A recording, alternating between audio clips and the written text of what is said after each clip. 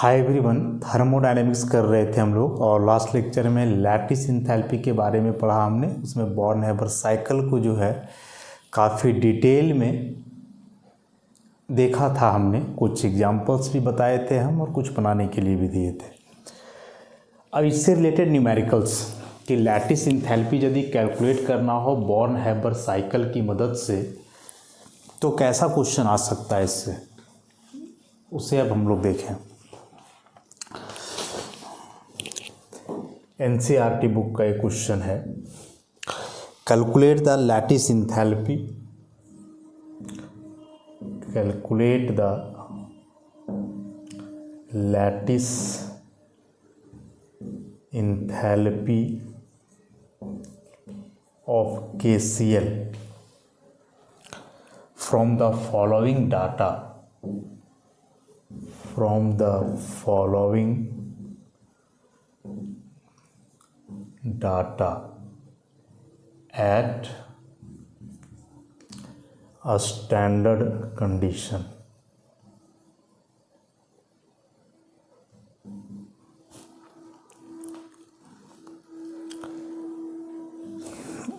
Enthalpy of sublimation of potassium, direct लिख देते हैं। इंथैल्पी ऑफ सब्लिमेशन मतलब S दिया हुआ है पोटेशियम के लिए 89.8 किलो जूल पर मोल। इंथैल्पी ऑफ डिसोसिएशन दिया हुआ है क्लोरीन के लिए DCl2 के लिए 243 किलो जूल पर मोल। आयोनाइजेशन एनर्जी दे करके रखा है पोटेशियम का, कितना दिया हुआ है 418.9 किलो जूल पर मोल। इलेक्ट्रॉन गेन इंथैल्पी दिया हुआ है क्लोरीन के लिए -348.6 किलो जूल पर मोल। और एक लास्ट में इंथैल्पी ऑफ फॉर्मेशन, ये सारे स्टैंडर्ड स्टेट में दिए हुए हैं KCl का -436.8 किलो जूल पर मोल।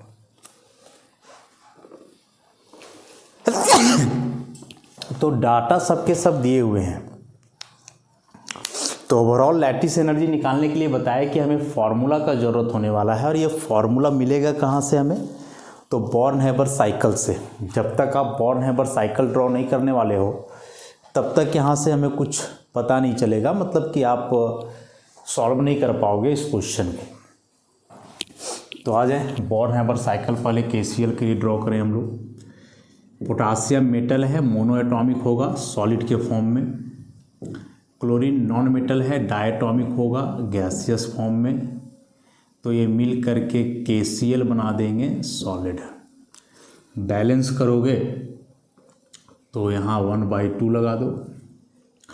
इंथैल्पी चेंज करेगा ΔFH, ऐसे ही था ना एक स्टेप का। उसके बाद हम लोग जब 5 स्टेप वाला काम करते थे तो इस सॉलिड को बदलते थे हम लोग गैस में, उसके लिए सब्लिमेशन एनर्जी देते थे S, फिर इसे केनायन में। अब पोटेशियम का एटॉमिक नंबर कितना है 19, वैलेंस में इलेक्ट्रॉन कितना है 1, सोडियम के ग्रुप का ही ना, तो 19 को बांटोगे तो 2881, लास्ट में 1 इलेक्ट्रॉन, 1 इलेक्ट्रॉन आ जाएगा उसमें। और लास्ट में 1 इलेक्ट्रॉन है तो 1 ही लूज करेगा, तो पोटासियम पे प्लस भी 1 ही आएगा, तो उसके लिए आयोनाइजेशन एनर्जी भी 1 ही बार देना होगा ऐसा। अब इधर बढ़े हम लोग, यहाँ इसके लिए देना होगा हमें डिसोसिएशन एनर्जी D, लेकिन क्लोरीन का हाफ मोल है तो यहाँ 1/2 लगाना होगा। ये 2 कट जाएगा तो 1 Cl बचने वाला है गैस। अभी क्लोरीन यहाँ एनायन बनाने वाला है, क्लोरीन का एटॉमिक नंबर 17 है तो 287, लास्ट में 7 इलेक्ट्रॉन, 8 करने के लिए 1 चाहिए होगा, 1 ही इलेक्ट्रॉन गेन करेगा, तो माइनस भी कितना होना है 1, तो Cl पे 1 माइनस ऐसा। इसके लिए एक बार इलेक्ट्रॉन गेन इंथैल्पी आएगा ΔEgH।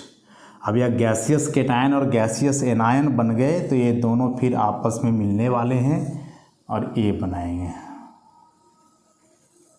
ए ऐसा। लैटिस एनर्जी चेंज करेगा U। अब अप्लाई करेंगे हम लोग हेस लॉ, अप्लाइंग हेस लॉ, हेस लॉ।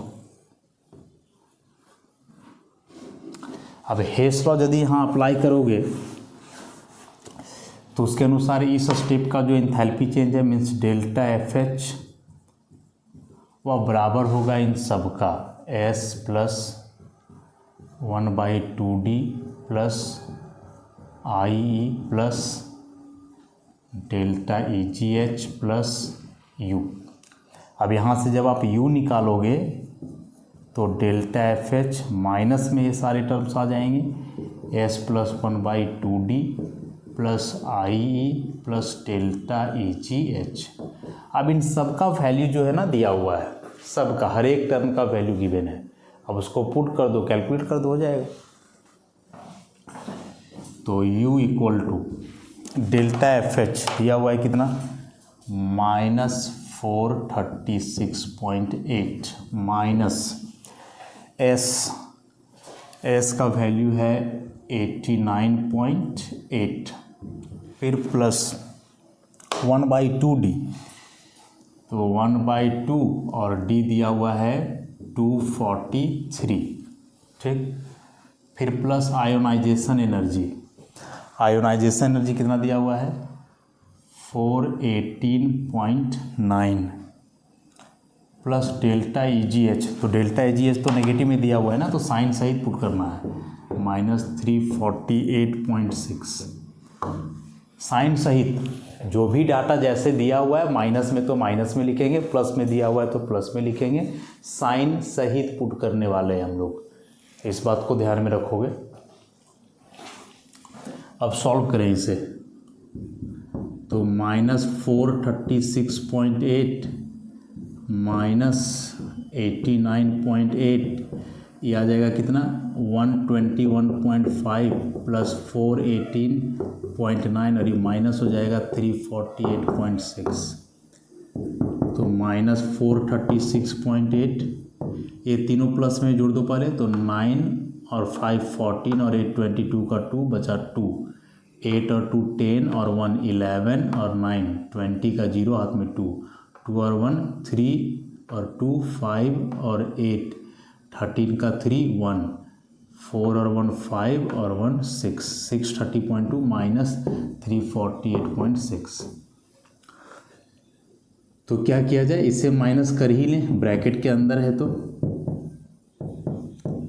अभी 12 में 6 जाएगा 6, यहाँ बचा 9 में 8 जाएगा 1, यहाँ बचा 2, 12 में 4 जाएगा 8, यहाँ बचा 5 281.6। अब निकाल दो, -436.8 माइनस 281.6, तो ये 6 और 8 14 का 4 1 बचा, 6 और 1 7 और 1 8 8 और 3 11 का 1 1 4 और 2 6 और 1 7, तो -718.4 is the answer. This is the answer, lattice energy. ठीक है, तो वही चीज़ है, बॉर्ड है बस साइकिल हम लोग किए हुए हैं, बस यहाँ डाटा दिए रहेंगे, उस डाटा को पुट करके हम लोग को फाइनल जगह पे पहुँच जाना है, बस इतना सा काम करना है। आगे और भी ऐसे क्वेश्चंस हैं, इसे आप नोट कर लोगे, नोट्स में नहीं है ये, तो यहीं से इसको आप कर लोगे।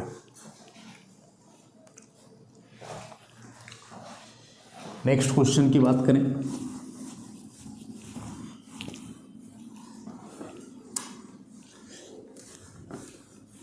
है तो ये इम्पॉर्टेंट टॉपिक, क्योंकि इसे हम केमिकल बॉन्डिंग में भी पढ़े, यहाँ भी पढ़ रहे हैं।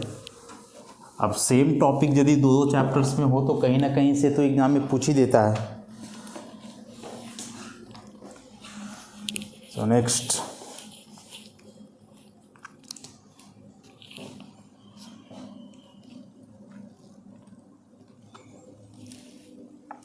क्वेश्चन इसका, calculate the lattice enthalpy of magnesium fluoride. Lattice enthalpy U निकालना है किसके लिए, MgF2 के लिए।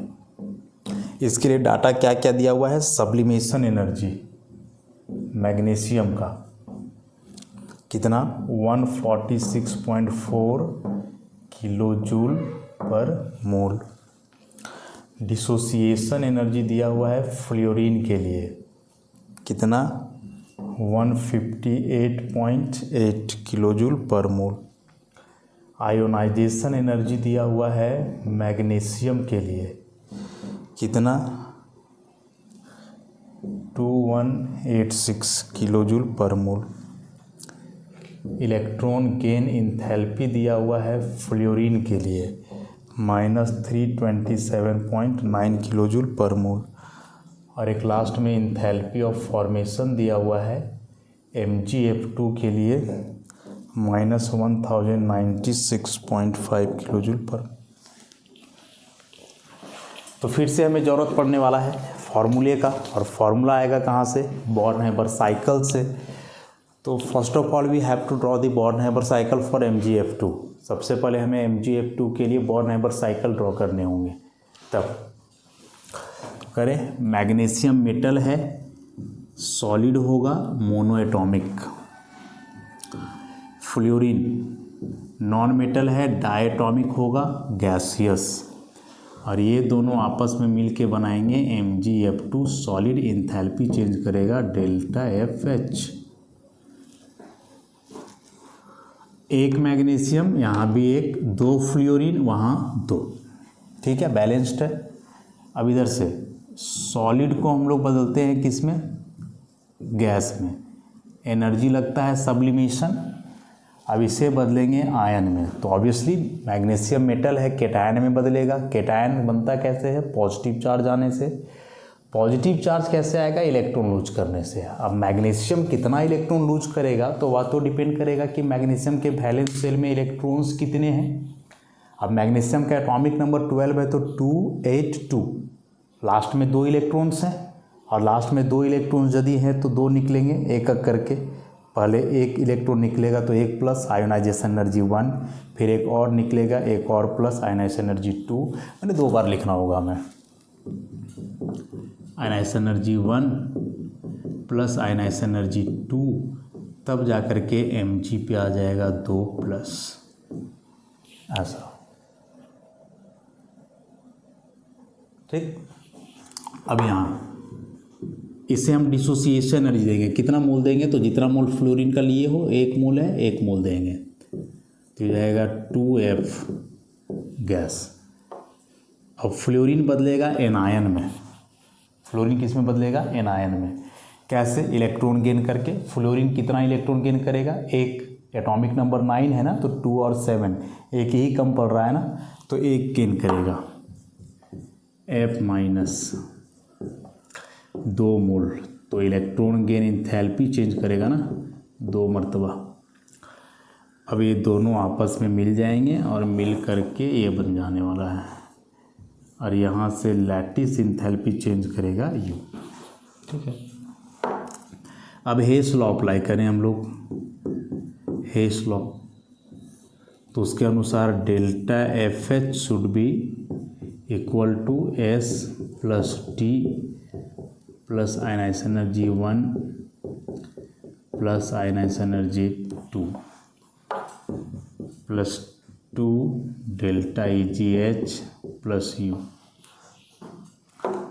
अब U इक्वल टू इसमें लिखोगे तो क्या हो जाएगा, ΔFH minus S plus T plus ionization energy 1 plus ionization energy 2 plus 2 ΔEGH। This is the formula. Value सबके दिए हुए हैं, पुट करो इसे और पुट करके सॉल्व कर दो, बड़ा सिंपल सा चीज़ है। तो देखो U इक्वल टू जब यहाँ से निकालोगे तो ΔFH माइनस 1096.5, फिर है माइनस S का value 146.4 plus D 158.8 plus ionization energy 1 और 2। अब यहाँ देखो, यहाँ जो आयोनाइजेशन एनर्जी दिया हुआ उसका एक ही वैल्यू है, लेकिन यहाँ तो 2। तो जब ऐसा सिचुएशन हो ना तो समझ जाओगे कि यह जो आयोनाइजेशन एनर्जी वह कंप्लीट आयोनाइजेशन एनर्जी दिया हुआ है। कंप्लीट मतलब कि जितना भी आयोनाइजेशन एनर्जी का यहाँ जरूरत पड़ रहा है 1 2 3 जो भी सबको मिला के दिया हुआ है। अलग अलग से दिया हुआ है तो ठीक, और नहीं तो एक ही दिया हुआ है तो समझ जाओगे वो पूरे के लिए दिया हुआ है। ऐसा नहीं कि इसको 2 बार जोड़ दोगे 1 + 2 इसी को 2 बार, नहीं, पूरे का मिला के दिया हुआ है। तो पुट कर दो 2186, उसके बाद plus 2 × electron gain enthalpy negative में माइनस 327.9, ठीक है, सारे किलो जूल पर मोल में है। तो ये -1096.5, ऐसा करें ये प्लस वाले को जोड़ ही लें पहले हम लोग, है ना। तो 0.8 है और यहाँ 4 है, तो ये 2 हो गया, 0.1 बचा, तो 6 और 1 7 और 8 15 और 6 21।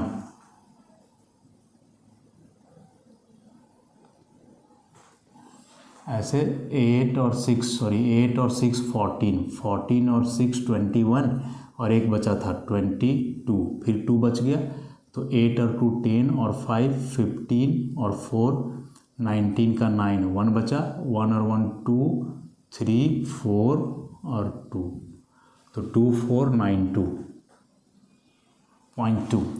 और ये प्लस माइनस माइनस हो जाएगा, 2 से मल्टीप्लाई करो, 2 9 जा 18, 1 बचा, 2 7 जा 14 और 1 15 का 5, 1 बचा, 2 2 जा 4 5 2 3 जा 6, ऐसा। तो -1096.5, इसको इसमें माइनस कर ही दो, तो 12 में 8 जाएगा 4, यहाँ 1 बचा, 11 में 5 जाएगा 6, यहाँ 8 बचा, 8 में 5 जाएगा 3, फिर यहाँ 24 में 6 जाएगा 18, ऐसे। अब -1096.5 -1836.4, तो 5 और 4 9, 6 6 12 का 2 1, 6 6 12 का 2 1 बचा, 9 और 3 12, 13 का 3, फिर से 1 बच रहा है, तो 8 और 1 9, 1 और 1 2, -2932.9 किलो जूल पर मोल है। क्या आंसर? बिल्कुल है 2931.9, ठीक है।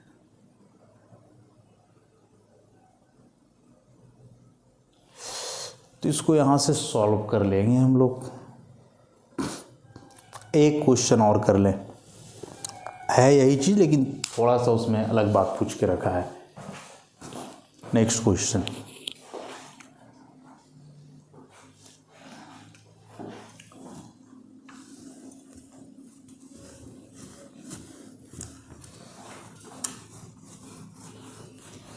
बॉर्न हैबर साइकिल से ही रिलेटेड है, लेकिन पूछा कुछ अलग है, बड़ा इंटरेस्टिंग सा चीज़ है।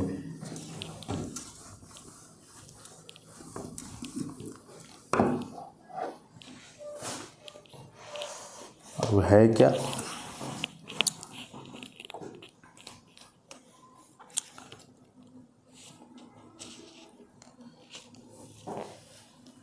क्वेश्चन है the thermochemical data for the formation of argon chloride are given below.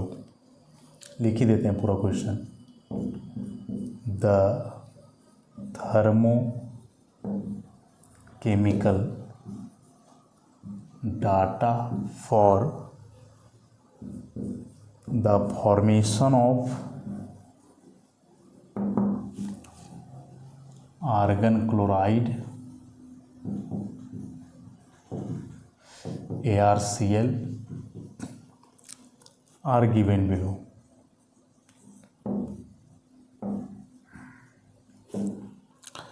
Equation दिया हुआ है Ar gas plus half Cl2 gas से बन रहा है ArCl gas.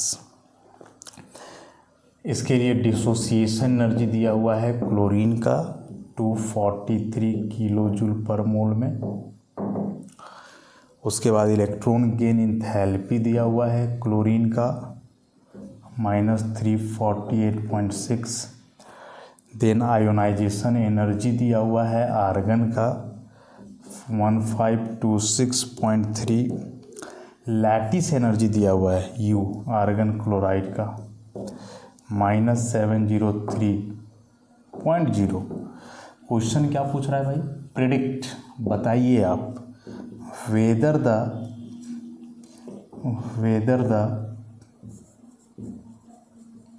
Formation of argon chloride is favourable और अनफेवरेबल।